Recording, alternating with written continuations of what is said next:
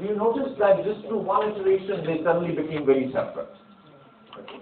So it turns out that even if you chose the seeds badly, so let's do the next iteration. So the A, B, and C you saw from the last time. Now I mark everything again as 1, 2, or 3, depending upon which of A, B, or C is closer. And surprisingly, within 2 iterations, you've got to pretty much nail it. Okay?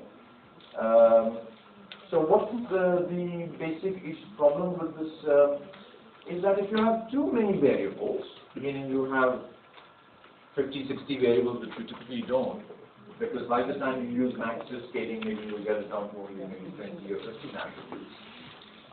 If you have really many, then this runs into a little bit of problem. It's called the high dimensionality problem. And the numbers have to be, the variables have to be numbers. They can't be brand, for example.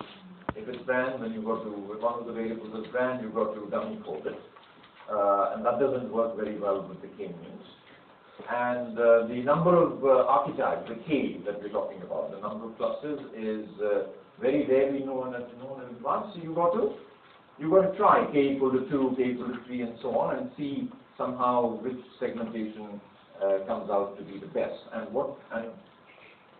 And that phrase that I use, which segmentation comes out to be the best, that's a very qualitative assessment.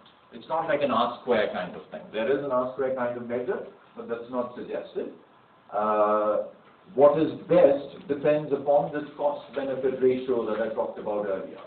That if you have too many segments, you have a lot of demand potentially, but you have too much of cost. So that's how you figure out what the right number of segments is. The temptation amongst